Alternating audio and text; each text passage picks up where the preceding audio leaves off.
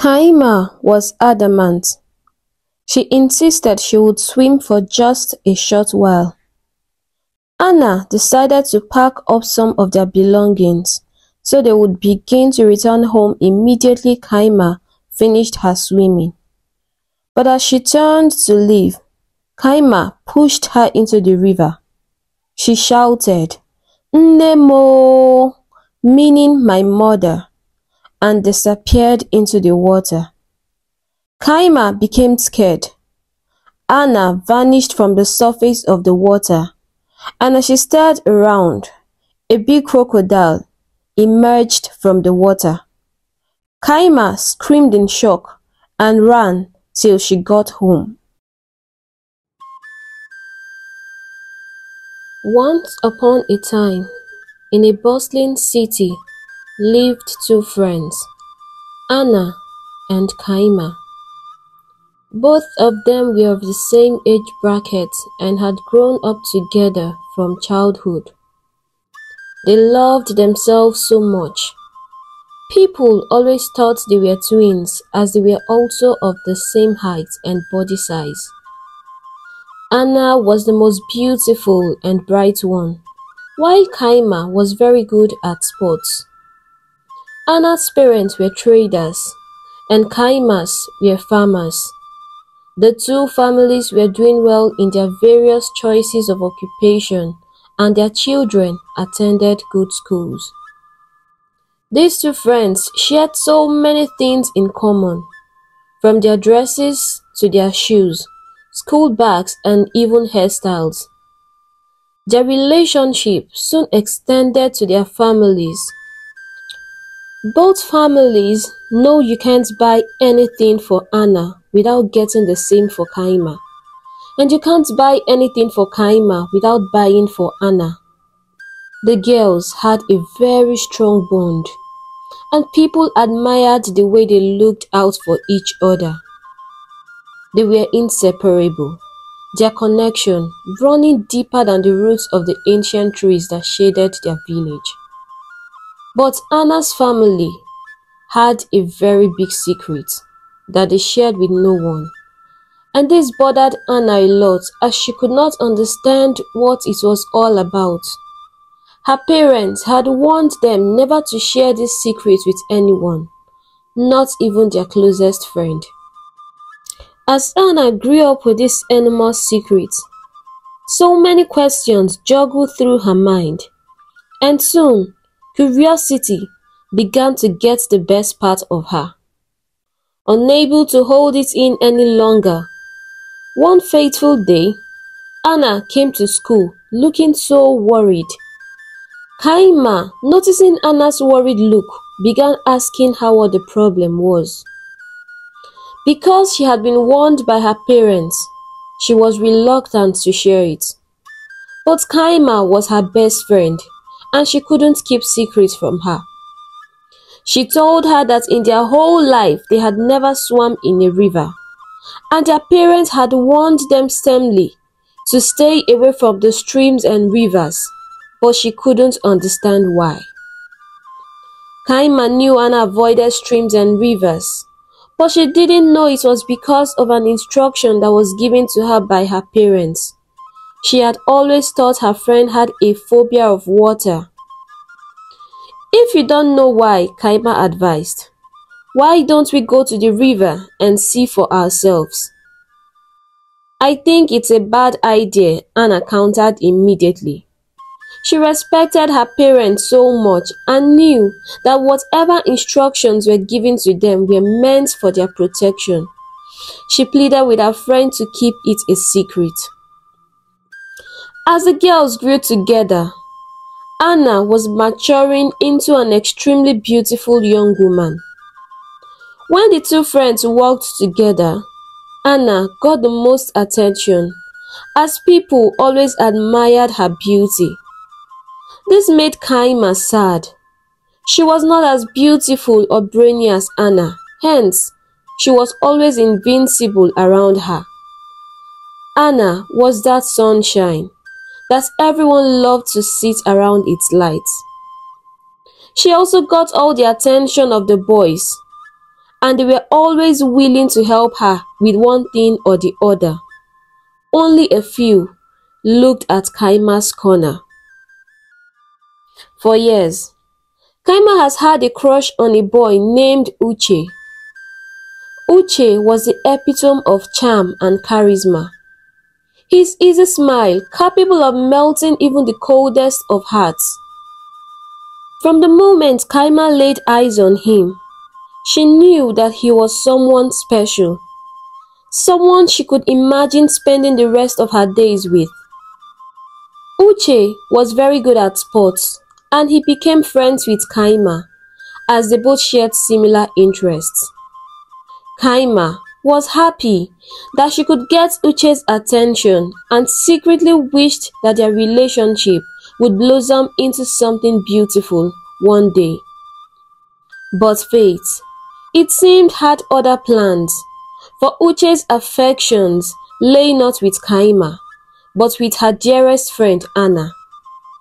Anna, with her radiant beauty and gentle grace, captured his heart from the very first moment they met, and Uche's intention was to get close to Anna through Kaima. He would always spend time with the two girls just to catch a glimpse of the beautiful Anna that warmed his heart, leaving Kaima to watch from the sidelines as their love blossomed and grew. At first, Kaima tried to bury her feelings deep within her heart, hoping that one day they would fade away like the dying embers of a fire. But no matter how hard she tried, she couldn't shake the ache that gnawed at her soul, the pain of unrequited love burning like a constant flame within her. As days turned into weeks and weeks into months, Kaima watched as Uche and Anna's relationship flourished, each tender moment between them like a dagger to her heart. Deep down, Kaima couldn't help but wonder, would there ever come a day when Uche would see her for who she truly was? Would he ever come to realize that the love he sought had always been by his side all along, waiting patiently for him to open his eyes and see it? Kaima began to harbor negative thoughts towards her friend Anna. Why does it always have to be her? She was the beautiful and intelligent one. She had the most attention, and everyone loved and cherished her. She got the boys and all the praises, and now Uche. She, Kaima, was always behind the scenes, and Anna's presence around her always made her look small. She began to develop resentment and hatred towards Anna. And as the days grew, her hatred for Anna also grew. Her heart swelling with pain each time she saw her together with Uche. Unable to suppress this fire that was building up in her soul, she began plotting to destroy Anna, but still pretended to be friends. The free-minded Anna was unsuspecting. She never knew her friend had feelings for Uche and loved him so much. He was kind to her and had the most charming personality. Kaima began to plot how to destroy Anna and decided she was going to use her secret against her. One Saturday afternoon, she pleaded with Anna to escort her to the river as she needed to wash some clothes. Anna refused, reminding her of her parents' warning, but Kaima, who had a way of getting Anna to do her bidding, convinced her, assuring her that they wouldn't swim but would just wash and go home. Kaima's plan was to push her into the river and see what would happen in return. Within her, she hoped Anna would vanish and never return. When they got to the river, the sun was at its peak and no one was at the river. The unsuspecting Anna was scared, but Kaima encouraged her not to be. "I'm here with you," she said to her. "You need not be afraid." They started washing the clothes together as they chatted away. Unknown to Anna, Kaima harbored a very wicked plan. After they were done washing, Kaima said she wanted to swim. as she was feeling hot. Anna was becoming uncomfortable and insisting they go back home immediately. Kaima was adamant. She insisted she would swim for just a short while. Anna, giving up, decided to pack up some of their belongings so they would begin to return home immediately Kaima finished her swimming. But as she turned to leave, Kaima pushed her forcefully into the river. She shouted, "Nemo," meaning my mother, and disappeared into the water. Kaima became scared. Anna vanished from the surface of the water, and as she stared around, a very big crocodile emerged from the water. Kaima screamed in shock and horror and ran till she got home. She rushed into her room and shut the door, her whole body shaking with fear, as she couldn't get the image of the crocodile out of her head. She wondered if Anna was a crocodile. No, it couldn't be, she thought.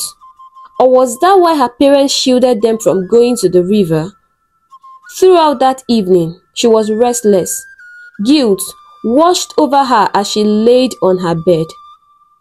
As dusk approached, Anna's parents started getting worried.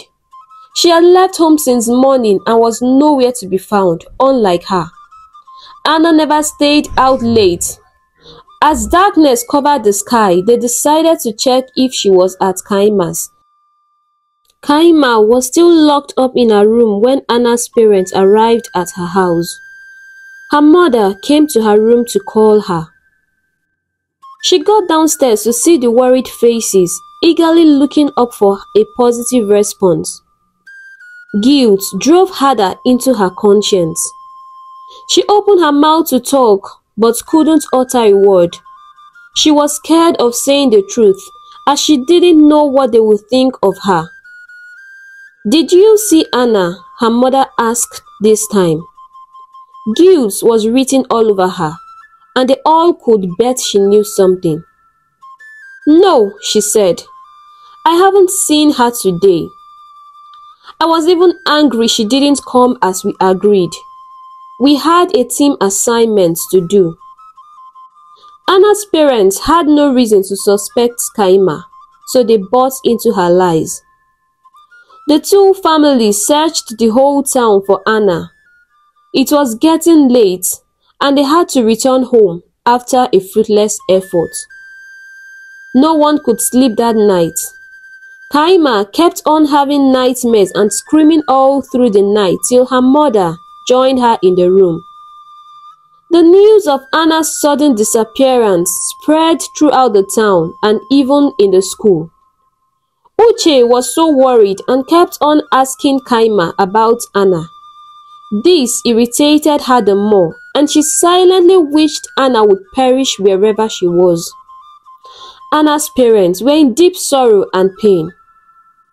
Her father finally decided to consult the oracles after a futile search to know her whereabouts. Chima, Anna's father, embarked on a sorrowful journey to their ancestral village, Oma, where life unfolded amidst tranquil waters, as Oma was surrounded by water and navigated predominantly by the gentle glides of boats. His purpose: to seek solace and guidance from his father. As he recounted the harrowing tale of Anna's mysterious disappearance, a weighty silence enveloped the room, broken only by Okonkwo's reassurance. "Fear not, we shall seek counsel from Oji tomorrow. I have faith we will uncover her whereabouts." With the dawn of a new day, the two sought the wisdom of Oji within the sacred confines of his shrine. Yet, upon their arrival, Oji's laughter echoed off the walls, perplexing Chima, Anna's father. What joke could possibly exist in such dire circumstances? Solemnly, Okonkwo interjected. "Oji Okosisi, we approach you with all earnestness, for our quest is a grave one." "I am aware of your plight," Oji responded, now with all seriousness. "Your daughter resides within the depths of the Agadi River, where she has lingered for 3 days. Though she is still alive, time is of the essence, for within 7 days she shall shed her human form and become one with the crocodile." Chima was shocked. They had clearly warned their children never to go close to any river. How did Anna get to Agadi River? A long time ago, Okonkwa's father Uwa and his children were returning home to Oma from the market. Oma was a town surrounded by water, and the people of Oma were always referred to as the water people, and it was their major means of transportation. As Uwa and his children nestled in the boat's embrace, nature unleashed its fury in the form of a tempest, lashing the boat mercilessly from side to side. Panic seized the passengers as the storm's fury intensified, taking away control from the sailors' grasp until the boat collided with unforgiving rocks, splintering the wood into fragments. Amidst the chaos, bodies tumbled into the troubled river, each fighting desperately for survival amidst the tumultuous currents. When the tumult subsided and heads emerged, gasping for air, Uwa's heart sank, as he counted only 4 of his 5 beloved children. Being surrounded by water, the citizens of Oma possessed formidable swimming prowess, yet Ohadike, his son, failed to surface. Desperation gripped Uwa as he plunged into the depths in search of his missing child, but his efforts proved futile. Thus, Ohadike vanished beneath the waves, swallowed by the unfathomable depths. Inconsolable Uwa and his wife grieved, their sorrow unyielding. Days later, Ohadike's lifeless form drifted ashore, and he was laid to rest by the river bank, following ancient customs dictating that those claimed by water find eternal rest by its side. Driven by a paternal resolve to protect his children from further water perils, Uwa embarked on a journey to a faraway town to seek a powerful herbalist. After much offering and sacrifice, a special charm was made for him and his family.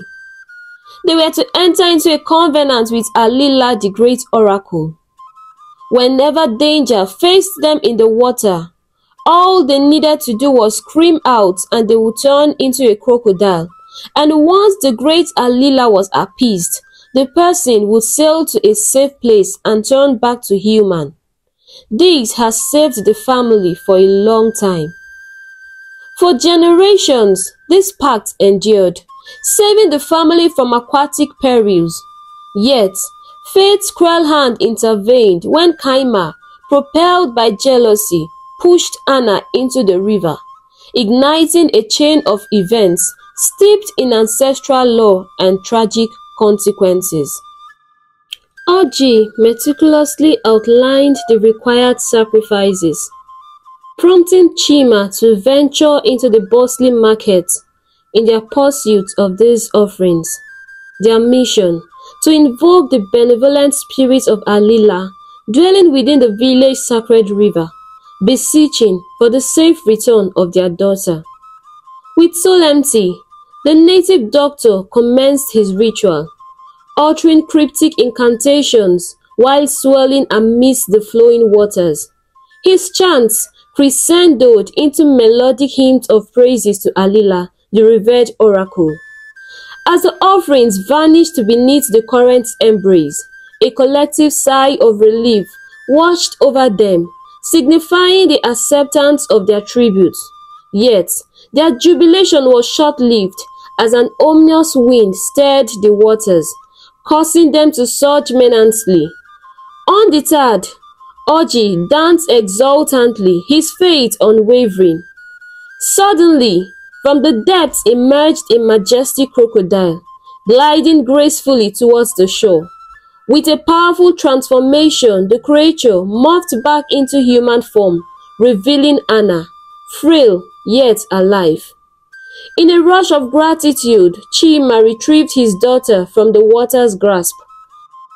He was so happy that his beloved daughter was still alive. Expressing heartfelt gratitude to the native healer, they embarked on the journey homeward, where Chima tenderly prepared a nourishing medicinal soup to revive Anna's weakened spirit. The following morning brought a marked improvement in Anna's condition, prompting their journey back home. Upon their return, her family was happy to see her. Anna recounted the harrowing tale of Kaima's betrayal to her family, telling them how she callously pushed her into the river after confiding her deepest secrets in her. Everyone was shocked as Anna grappled with the unexplainable motive behind Kaima's action. Her heart, heavy with the sadness of seeing her friend, pushed her into the water and fleeing when she turned into a crocodile, lying to everyone about the incident. Anna wondered what would have happened to her had fate not intervened.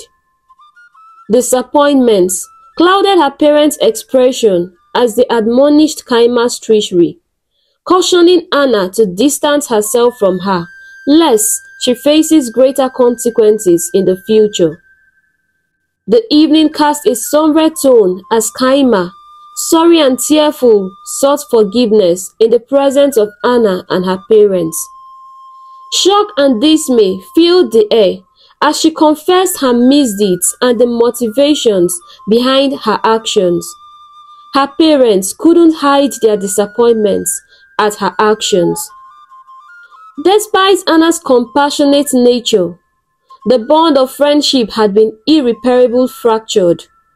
Though forgiveness was granted, trust was a commodity reserved for safer harbors.